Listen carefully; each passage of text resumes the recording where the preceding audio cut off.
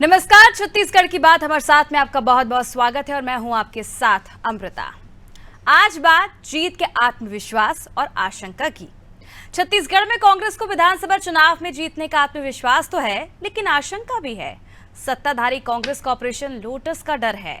छत्तीसगढ़ में कांग्रेस नेता और मंत्री शिव डहरिया ने केंद्रीय गृह मंत्री अमित शाह के बयान का हवाला देते हुए कहा है कि अमित शाह ने दावा किया था कि अगर प्रदेश में 35 सीटें बीजेपी लाती है तो प्रदेश में बीजेपी ही सरकार बनाएगी। छत्तीसगढ़ के मुख्यमंत्री भूपेश बघेल भी कह चुके हैं कि भाजपा सत्ता पाने के लिए किसी भी हद तक जा सकती है। हालांकि भूपेश बघेल ये भी कह रहे हैं कि इस बार कांग्रेस को 75 सीटें मिलेंगी।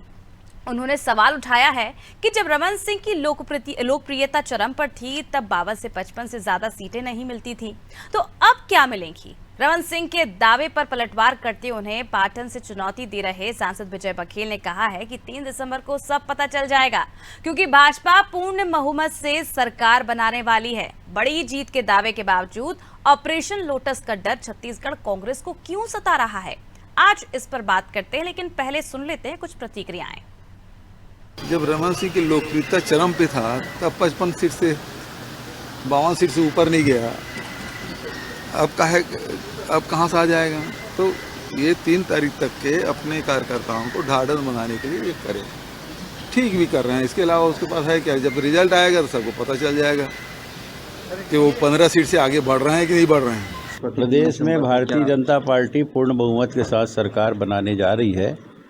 जनता का आशीर्वाद भरपूर मिला है और एक विश्वास भरी निगाह से जनता ने फिर से एक बार भारतीय जनता पार्टी को आशीर्वाद दिया है। 3 दिसंबर वो भी रहेंगे, हम भी रहेंगे। अरे खुद तो जीत के बता ले भूपेश बघेल, उसके बाद बात करेंगे। तो प्रदेश में मतदान हो चुका है और मतगणना भी काफी नजदीक आ चुकी है, लेकिन बार बार यही सवाल उठ रहे हैं कि आखिर अगली सरकार किसकी बनेगी। और ये भी सवाल उठ रहे हैं कि आखिर अगर सरकार बनेगी तो स्पष्ट बहुमत से बनेगी या फिर जोड़ तोड़ से बनेगी। और इसी को लेकर सियासत जो है छत्तीसगढ़ में काफी गर्म नजर आ रही है। और इस विषय पर आज चर्चा करने के लिए हमारे साथ जुड़ गए अनुभव शुक्ला जी, कांग्रेस से राहुल टिकरिया जी, बीजेपी से गंगेश द्विवेदी जी, वरिष्ठ पत्रकार। आप तीनों का बहुत बहुत स्वागत है नादी टीवी में।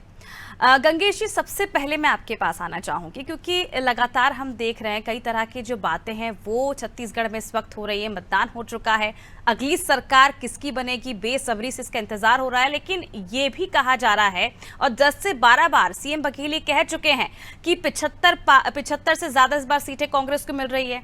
एक तरफ अगर देखा जाए तो बीजेपी दावा कर रही है कि 50 से 55 सीटें जो है वो बीजेपी जीतने वाली है, लेकिन काफी इसके बीच में अंतर भी देखा जा रहा है। पिछले चुनाव के नतीजे किसी से छुपे नहीं है। और अगर हम तीसरी तरफ देखें तो अमित शाह पहले ये कह चुके हैं कि 35 सीटें बीजेपी लेकर आ जाएगी, सरकार में बनवा दूंगा। छत्तीसगढ़ कांग्रेस ये दावा कर रही है कि हमें अपने विधायकों पर, पार्टी पर पूरा भरोसा है, उसके बावजूद निगरानी करने की जरूरत क्यों पड़ रही है? देखिए, निश्चित तौर पर एक तरह से अगर 2 महीने पहले की बात करें तो बीजेपी दौड़ में नहीं थी। सच्चाई यही है कि एक तरफा लग रहा चुनाव, लेकिन पिछले 2 महीने में जिस तरह से कमबैक हुआ भाजपा का, उसके बाद से चीजें, समीकरण बहुत चेंज हुए हैं। और मुझे लगता है यहीं पर अमित शाह के बारे में जो कहा जाता है, अमित शाह और नरेंद्र मोदी की जोड़ी है, उनके जो चाणक्य दिमाग काम करता है, उन लोगों ने जिस तरह से कांग्रेस के जो मुद्दे थे प्रमुख, उनको किस तरह से न्यूट्रलाइज करने का प्रयास किया है और कहीं जहां पे और किन मुद्दों पर टक्कर देने का प्रयास किया है, वहां से बहुत सारी चीजें चुनाव में महत्वपूर्ण हो जाती है, खासतौर पर इस पीरियड में। जैसे देखिए, सबसे बड़ी चीज थी धान को लेकर, जिससे पिछली बार भाजपा बिल्कुल निपट गई थी कहना चाहिए। उसमें उन्होंने बराबरी से खड़े किया, 31 रुपए प्रति क्विंटल के हिसाब से एमएसपी तय की और 21 क्विंटल पर एकड़ के हिसाब से खरीदी का मैसेज दिया। तो एक तरह से उस मुद्दे जो कांग्रेस ने 3200 का कहा, उसमें एक रेस थी, उसमें न्यूट्रलाइज हुआ। इधर कर्ज माफी, तो उधर से वो धान बोनस प्लस एक मुश्त पेमेंट की घोषणा, तो ये धान के मुद्दे पे टक्कर में आए खड़े हो गए। इसके बाद एक बड़ा मुद्दा था जो महिलाओं को लेकर था। इस बार छत्तीसगढ़ में 57 सीटों पर महिला वोटर्स ज्यादा थे, तो महिलाओं को लेकर खास फोकस किया गया।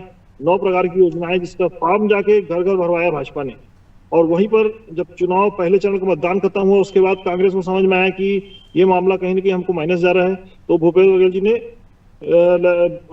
दिवाली के दिन गृह लक्ष्मी योजना लाई। लेकिन वो योजना मुझे लगती है लेट हुई। अगर वो पहले आ जाती एक बार ज्यादा प्रभावशाली होती है। कहीं ना कहीं देखा जाए तो महिलाओं वाले मामले में और तौर पर भाजपा आगे दिख रही है। युवाओं के मुद्दे में लगातार भ्रष्टाचार और इस तरह की चीजें आती रही, तो उसमें ईडी के भ्रष्टाचार और शराब घोटाले को तो मैं नहीं मानता, लेकिन एससी घोटाला को लेकर यूथ में बहुत चर्चा थी इस बात को, और वो कितना कन्वर्ट हुई है ये भी महत्वपूर्ण है। इस तरह देखा जाए जो 3 बड़े फैक्टर थे, उनमें तीनों फैक्टर में भाजपा जो है चुनाव के दौरान जिस तरह से केंद्रीय नेतृत्व तो आके यहाँ पे लड़ा और सारे लोग यहाँ पर आके बैठ के जिस तरह से चुनाव उन्होंने ऑपरेट किया है, उसमें एकदम से चीजें जो बदली हैं, वहां से लगने लग गया है कि मामला मतलब ऊंट किस करोड़ बैठेगा कहना मुश्किल हो गया है। जनता भी लगातार दोनों के पक्षों को देख रही है, समझ रही है, और सबसे बड़ी बात मतदाता साइलेंट है। ये तय कर गंगेश जी, जनता साइलेंट है और दोनों पक्ष को बखूबी देख रही है। 3 दिसंबर को तस्वीरें भी साफ हो जाएंगी। अनुभव जी, आपके पास आना चाहूंगी। एक तरफ तो आपकी पार्टी से ये बयान आते हैं कि इस बार बीजेपी शायद 15 सीटें भी ना ला पाए, और दूसरी तरफ अपने विधायकों की निगरानी भी की जाती है। ये भी कहा जाता है कि छत्तीसगढ़ बिकने वाला नहीं है, और जो लोटस ऑपरेशन का बार बार जिक्र किया जा रहा है कांग्रेस पार्टी की ओर से, क्या लगता है आखिर डरी क्यों हुई है कांग्रेस? सबसे पहले तो आपको और आपके सभी दर्शकों को मेरा नमस्कार, गंगेश जी, राहुल जी को भी मेरा नमस्कार। देखिए मैडम, बहुत सरल बात है कि सबसे पहले तो ये बात समझनी होगी हमको कि इस देश के लोकतंत्र की किस प्रकार से धज्जियां भारतीय जुमला पार्टी और उनके नेता उड़ाते हैं। ये इस बात से साबित होता है जब वो ये घोषणा करते हैं कि 35 सीट भी अगर हम लाएंगे तो सरकार हम बनाएंगे। आप ज्यादा से ज्यादा सीट लाएं, आप प्रयास करें, ये आपका अधिकार है, आपको चुनाव लड़ने का अधिकार है, आप ज्यादा से ज्यादा सीट लाएं, बहुत अच्छी बात है। लेकिन अगर आपको जनमत नहीं मिलता है, 90 में से 45, अपने छत्तीसगढ़ की बात करें तो 45-46 सीट अगर आपको प्राप्त नहीं होती है, और आप ये पब्लिक के बीच में दुनिया के सामने अगर आप कहते हैं कि 35 सीट आएगी तो सरकार हम बनाएंगे, ये जताता है कि आपका लोकतंत्र में कितना विश्वास है, जो कुछ नहीं है। जहां तक आप कांग्रेस की बात कर रही हैं, तो कांग्रेस को लोकतंत्र में विश्वास है, लोकतंत्र पे भरोसा है।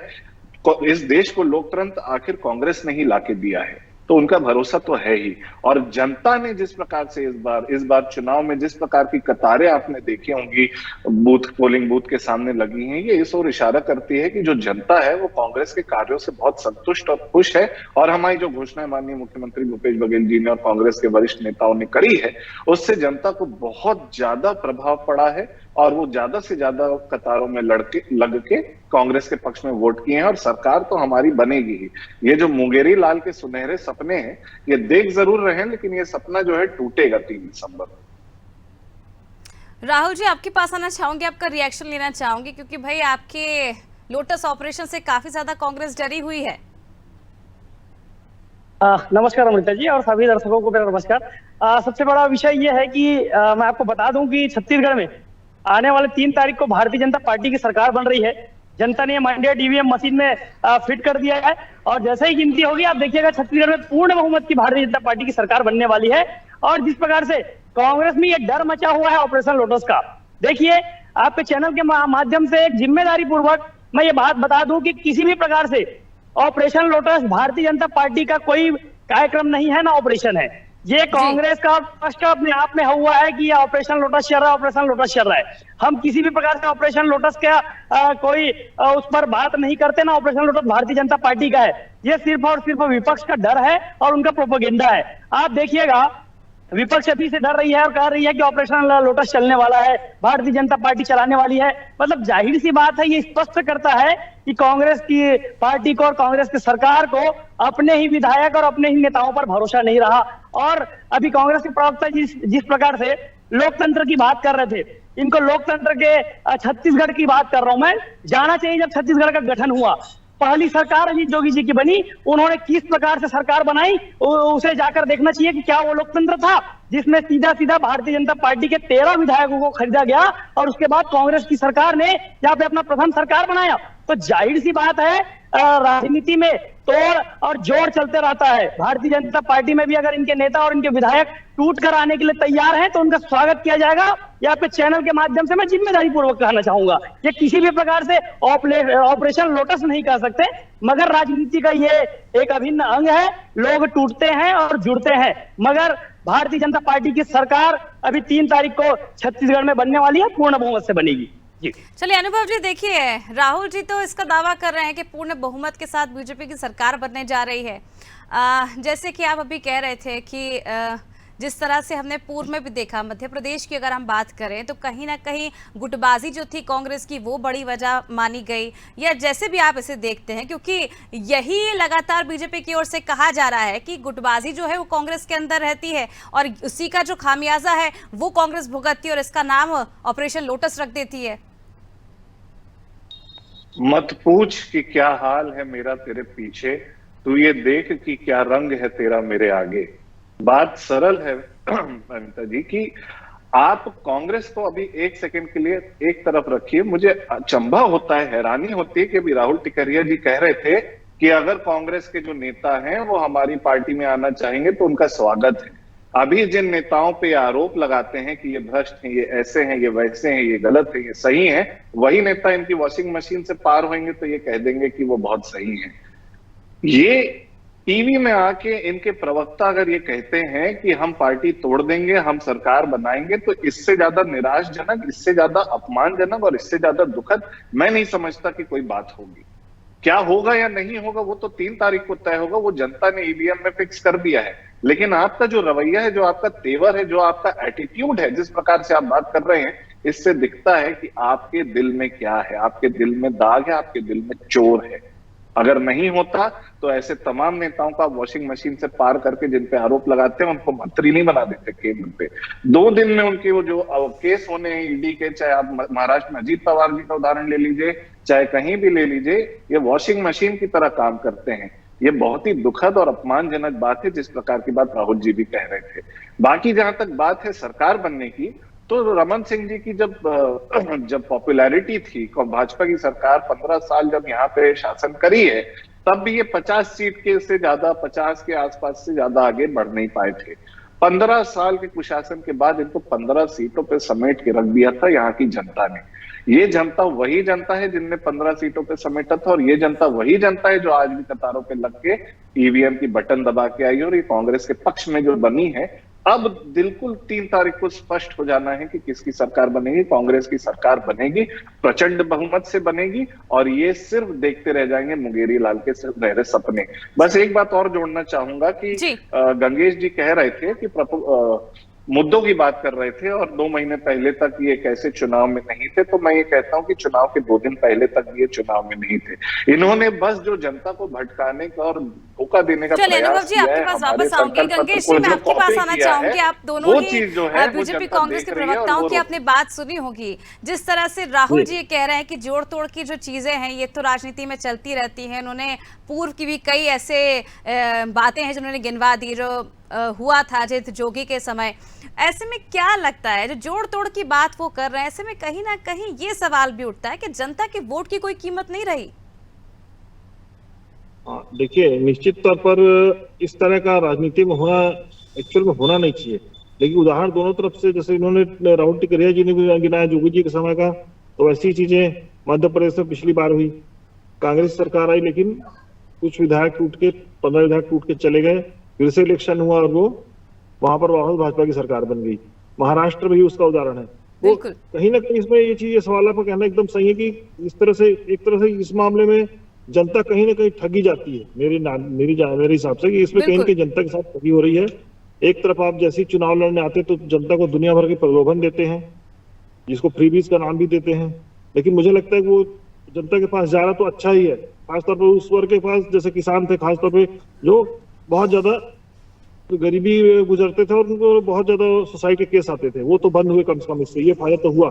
लेकिन वोटों को इस तरह से डाइवर्ट करना तो नैतिक लिहाज से कहीं नहीं है, लेकिन राजनीति में ये कहा जा सकता है कि राजनीति जो हो वो कम है, ऐसी भी कहावत है। तो है तो नुकसान जनता का ही नुकसान है कुल मिला के। चलिए राहुल जी, आपके पास वापस आना चाहूंगी। जिस तरह से आप कह रहे थे कि राजनीति में जोड़ तोड़ चलता रहता है, क्या ऐसे में बीजेपी को क्या जनता की वोट की कीमत नहीं है? क्या समझे इससे? बिल्कुल, आप जिस प्रकार से कह रहे हैं वो, मैं वोटों की जोड़ तोड़ वाला विषय नहीं कहा। मैंने कहा कि अगर नेता टूट कर आते हैं तो उनका स्वागत किया जाएगा, और किसी भी प्रकार से ये सिर्फ भारतीय जनता पार्टी का विषय नहीं है। हर पार्टी में लोग टूटते हैं और जुड़ते रहते हैं।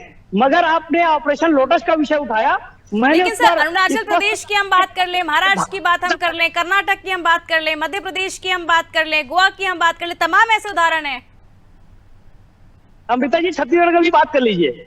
छत्तीसगढ़ की बात हो रही, छत्तीसगढ़ की राजनीति में कांग्रेस ने क्या किया था? जब छत्तीसगढ़ राज्य अटल जी ने बनाया और अटल जी ने राज्य बनाते ही कांग्रेस की सरकार और अजीत जोगी ने क्या किया, उस विषय पर भी हमें आना आवश्यक है, क्योंकि छत्तीसगढ़ के विषय में चर्चा हो रही है, छत्तीसगढ़ के विषय में बात हो रही है। तो मैं स्पष्ट कर दूं, ये सभी पार्टियों में चलता है, ना सिर्फ भारतीय जनता पार्टी ऐसा करती है। आप जाके देखिए, इंदिरा गांधी जी ने कितने सरकार गिराए और कितने सरकार असंवैधानिक रूप से भंग किए।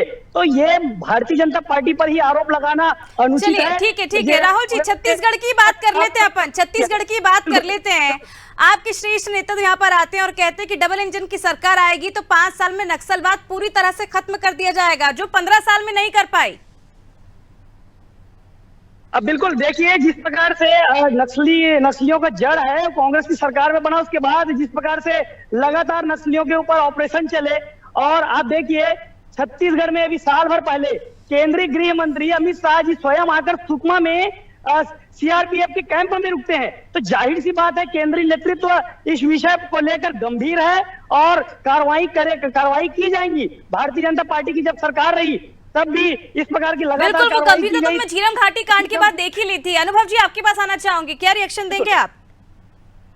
देखिए, बिल्कुल आप जो कह रही हैं कि गंभीरता झीरम घाटी के बाद दिखी, बिल्कुल आप ठीक कह रही हैं। जिस प्रकार की बेबुनियादी बात भारतीय जनता पार्टी और उनके नेता करते हैं कि हम नक्सल मुक्त छत्तीसगढ़ बनाएंगे, इन्होंने वादा भी किया था 2008 में अपने संकल्प पत्र में, और 2008 के ही इनके कार्यकाल में क्या होता है, पूरे दुनिया के इतिहास में, लोकतंत्र के इतिहास में सबसे बड़ा नक्सली हमला हो जाता है। इनकी कथनी और करनी में जमीन और आसमान का अंतर है। मुंह में राम, बगल में छुरी, इनकी रीति नीति और प्रकृति रही है शुरू से। ये वॉटर पाउडरी ही करते हैं। हमें आप उन पे उंगली उठाएंगे तो वो तुम्हारा क्या, पहले ये बताओ, पहले वो बताओ, यही करेंगे। इनने कहा था 2008 में पलायन मुक्त छत्तीसगढ़ बनाएंगे, भय मुक्त छत्तीसगढ़ बनाएंगे, नक्सल मुक्त छत्तीसगढ़ बनाएंगे। क्या होता है? कुछ नहीं होता। लोकतंत्र में जनमत का अपमान की जो गंगेश जी बात कर रहे थे, उसका बहुत सरल और प्रमुख उदाहरण है कि फार्म लॉज, जो कृषि कानून है, वो किस प्रकार से अंधे कानून इन्होंने पार किए थे। वो सही है गलत है वो एक बहस दूसरी है, लेकिन किस प्रकार से उन्होंने पार किया था। आधार का जब इनको बिल पास करना था तो उसको मनी बिल करके पास कर देते हैं ताकि राज्यसभा में उस पर ज्यादा चर्चा और ज्यादा रोक टोक ना हो पाए। ये जनमत को मानते हैं। पहले अपने अंदर झांकना सीख लीजिए। भारतीय जनता पार्टी से मैं यही कहना चाहूंगा, उसके बाद दूसरों के अंदर कमियां देखिए। और आप जो बात कर रहे हैं कि आप पत्र में आपके नस्ली नीति बनाने की बात कही गई थी, आज तक बनाया नहीं गया। नस्ली नीति आपने बनाने की बात कही थी झीरम घाटी पर, आपके नेता झीरम घाटी की कार्रवाई की बात करेंगे तो चलिए अनुभव जी मुद्दे पर आते हैं। जिस तरह से लगातार आपकी पार्टी निगरानी कर रही विधायकों की 75 का वादा कर रही है, दावा कर रही है, लेकिन एक तरफ अगर हम देखें तो 2.5 साल का जो सर मुझे बोलने दीजिए थोड़ा सा। अनुभव जी, जिस तरह से 2.5 साल के फॉर्मूले को लेकर टीएस सिंहदेव कई बार मीडिया के सामने नाराजगी व्यक्त कर चुके हैं, अपना दुखड़ा रो चुके हैं, और अब भी उन्होंने ये कहा है कुछ दिन पहले ही कि अगर इस बार सीएम नहीं बनता हूं तो अगला चुनाव लड़ने का कोई मतलब नहीं है। शायद क्या यही वजह है जो नाराजगी शायद अभी भी कांग्रेस के अंदर बनी हुई है? देखिए, बहुत सरल और सीधी बात है कि कोई भी अगर कार्यकर्ता हो, चाहे कोई बड़ा नेता हो, कोई भी व्यक्ति अगर राजनीति में आता है तो उसकी अपनी व्यक्तिगत महत्वाकांक्षाएं हो सकती हैं आगे बढ़ने की। और बात केवल राजनीति की नहीं है, आप कहीं भी जाएं किसी भी क्षेत्र में तो आपके आगे बढ़ने की इच्छा हो सकती है। तो अगर डिप्टी सीएम साहब के अंदर ये इच्छा है तो इसमें मुझे क्या, इस जनता को, कार्यकर्ताओं को, कांग्रेस के नेताओं को कोई आपत्ति उसमें नजर नहीं आती। उनने उसके बाद भी जो बात कही है, आप लोग जानबूझ के वो बात छोड़ देते हैं। मैं उसको जोड़ना चाहूंगा। जब वो कहते हैं कि कौन मुख्यमंत्री बनेगा, इसका नेता कौन करेगा, विधायक दल तय करेंगे और जो हाईकमान है वहां से चर्चा होकर तय होगा। बहुत सरल और सीधी बात है। आपके जो बड़े नेता हैं वो तय करेंगे और आपके जो विधायक हैं जो चुन के आए वो किसको नेता देखना चाहते हैं अपना। इसमें अगर सारे के सारे विधायकों के मन में ये इच्छा होती है कि वो मुख्यमंत्री बनना चाहते हैं तो उसमें आपत्ति क्या है? उन्होंने तो स्पष्ट कहा है कि जो भी विधायक दल तय करेंगे और जो हाईकमान तय करेगा, लेकिन उन्होंने ये भी तो कहा है कि आला कमान से कहीं ना कहीं जो नाराजगी है वो बनी रहती है। जब वो ऐसा करते हैं तो कहीं ना कहीं दुख जरूर होता है, क्योंकि राजस्थान का उदाहरण भी वो कई बार दे चुके हैं। देखिए, उन्होंने दुख की बात नहीं कही, उन्होंने कहा है कि उनकी अपनी महत्वाकांक्षा और इच्छा हो सकती है और हर व्यक्ति की होती है, और महत्वाकांक्षा और इच्छा होना आगे बढ़ने की मेरी समझ से तो कोई आपत्तिजनक बात नहीं है। वो अगर जोड़ और तोड़ की बात करने लगे और कोई भंग करने की बात करने लगे, किसी प्रकार की नेगेटिविटी की बात करने लगे, तो हो सकता है उसमें आप आपत्ति जताएं। उन्होंने तो बहुत पॉजिटिवली और बैलेंस्ड बात करी है कि विधायक दल जो है और जो हाईकमान है और जितने नेता हैं यहाँ के, वो आपस में बैठ के तय करेंगे। इसमें क्या आपत्ति क्या है? इसमें तो बिल्कुल सीधी और सरल बात है। वो दिल के कितने साफ हैं कि अपनी मन की बात जो कुछ होती है कह देते हैं। कुछ लोग तो मन की बात बोलते हैं लेकिन करते तो पता नहीं कहाँ की बात है। लेकिन अनुभव जी, काफी अच्छी बात है, वो अपनी मन की बात कह देते हैं लेकिन आला कमान तक उनकी मन की बात नहीं पहुंच जाती, इसका बेहद दुख रहता है। गंगेश जी, आपके पास आना चाहूंगी। जिस तरह से हम लगातार देख रहे हैं, 4.5 साल तक हमने देखा किस तरह से 2.5 साल के फॉर्मूला काफी चर्चा में रहा, और उसके बाद जैसे चुनाव नजदीक आने लग गए, 4 महीने पहले उन्हें उप मुख्यमंत्री बना दिया जाता है। काफी अच्छी जोड़ी दिखती है, लेकिन समय समय पर उनका जो नाराजगी है कहीं कहीं पे झलकती है, चाहे हम घोषणा पत्र की बात करें या फिर चुनाव के दिन, जिस दिन मतदान हो रहा था उस दिन भी उनके बहू जो थे, उनके जो बेटे थे, उनके परिवार के लोगों ने कहा कि उनसे ज्यादा बेहतर कोई सीएम नहीं हो सकता, ये भी कहते नजर आए थे। और चुनाव के बाद, मतदान के बाद उन्होंने ये भी कह दिया कि अगर मैं इस बार सीएम नहीं बनता हूं तो भविष्य में चुनाव लड़ने का कोई फायदा नहीं। क्या समझे कि कहीं ना कहीं डर जो है वो कांग्रेस के अंदर बना हुआ है, क्योंकि मध्य प्रदेश में भी इसी तरह की तस्वीरें हमने देखी थी। देखिए, निश्चित तौर पर अगर 2.5 साल का फार्मूला सही है तो उनको 2.5 साल पहले बन जाना चाहिए था। सार्वजनिक मंच पे न तो भूपेश बघेल जी ने, न कांग्रेस के संगठन ने, न ही टीएस बाबा इस बात को स्वीकार करते हैं, मतलब उन लोगों ने इस चीज को सार्वजनिक मंच पे नहीं उठाया है, लेकिन कोई इनकार भी नहीं करता इस मामले में खुले तौर पे, तो मामला कहीं ना कहीं कुछ तो है। अगर उनके दूसरी बात यह है कि सबसे बड़ी बात यह थी कि पिछले चुनाव में 14 सीट जीत के आने के पीछे एक बड़ा कारण यह था कि टीएस बाबा को वहां की जनता के बीच ये प्रचारित किया गया था कि टीएस बाबा मुख्यमंत्री बनेंगे, और वहां की जनता ने एक तरफा वोट किया। इस बार टीएस बाबा को जनता के बीच जाने की स्थिति में नहीं थे, तो मुझे लगता है इसी वजह से कांग्रेस ने उनको उप मुख्यमंत्री बना के उनके कद को बनाए रखा और उनके महत्व को बना के दिखाने का प्रयास किया, ताकि कम से कम सरगुजा क्षेत्र से जो ये ना हो कि हमने वादा खिलाफी कर दिया, इस तरह का मैसेज ना जाए। तो कहीं ना कहीं उसका कुछ ना कुछ पॉजिटिव इफेक्ट आया होगा। और वहां पे 14 सीटें तो वो खुद भी इनकार कर रहे टीएस बाबा की 14 सीटें तो नहीं आएंगी, लेकिन ये है कि कांग्रेस ठीक ठाक पोजीशन वहां से आएगी। और अगर उनके साथ ऐसा नहीं होता, जनता उन पर विश्वास करती है और एक तरह से राज परिवार के हैं, पुराने महाराजा हैं वो, तो स्वाभाविक तौर पे जनता के अंदर एक वो स्वाभाविक श्रद्धा रहती है राज परिवार के प्रति। तो एक वो बड़ा फैक्टर है जिसकी वजह से उनको मतलब नुकसान ही हुआ कहना चाहिए। काफी समय तक तो बेचारे संघर्ष करते रहे, दिल्ली का दौड़, उनकी दिल्ली की दौड़ लगातार हम लोगों ने भी देखा है। 2.5 साल के बाद से लगातार वो उनके पास जो कार्यकर्ता आते थे वो लोग उनको भी यही बोलते थे कि मैं आ जाऊं चेयर पे तो फिर ये काम करूंगा। इस काम में भी काफी सारे उनके काम नहीं हो पाए, उनके लोगों के काम नहीं हो पाए, तो लोग नाराज होते हैं। कहीं ना कहीं नाराजगी जो है टीएस सिंहदेव की हम बार बार देख चुके हैं, कई बार हमने देखी, और अब देखने वाली बात होगी कि नाराजगी कहां तक पहुंचती है, कांग्रेस की नुकसानदायक रहती है, आने वाले समय में फायदा पहुंचा सकती है। बहुत बहुत शुक्रिया आप सभी का हमसे जुड़ने के लिए इस चर्चा में। तो देखिए, एक तरफ जहां कांग्रेस 75 का दावा कर रही है तो देखा जाए तो दूसरी तरफ अगर देखें तो बीजेपी जो है 50 से 55 सीटों का दावा कर रही है, और ये भी साफ कर रही है कि इस बार स्पष्ट बहुमत के साथ छत्तीसगढ़ में बीजेपी अपनी सरकार बनाने जा रही है। हमने पूर्व में देखा तो जो सबसे ज्यादा बयान चर्चा में रहा था, शाह ये कह चुके थे कि 35 सीटें अगर बीजेपी लेकर आती तो इस बार जो सरकार बनाने का दावा है वो यहाँ पर बीजेपी की ओर से किया जा रहा है, यानी कि अमित शाह ये कर रहे हैं, क्योंकि अमित शाह बीजेपी के चाणक्य माने जाते हैं और कई राज्यों में हमने इसका उदाहरण पहले भी देखा है। और अब चुनाव हो चुके हैं, नाराजगी कहीं ना कहीं एक बार फिर टीएस सिंहदेव की हमें देखने को मिली है। अब देखने वाली बात होगी कि बीजेपी आने वाले समय में इसका किस तरह से फायदा उठाती है, और अगर वाकई 35 या 35 से ज्यादा सीटें बीजेपी लेकर आती है छत्तीसगढ़ में, तो कहीं ना कहीं कांग्रेस की जो चिंताएं आने वाले समय में बढ़ सकती है। तब तक के लिए मुझे दीजिए इजाजत और आप देखते रहिए राधे टीवी। नमस्कार।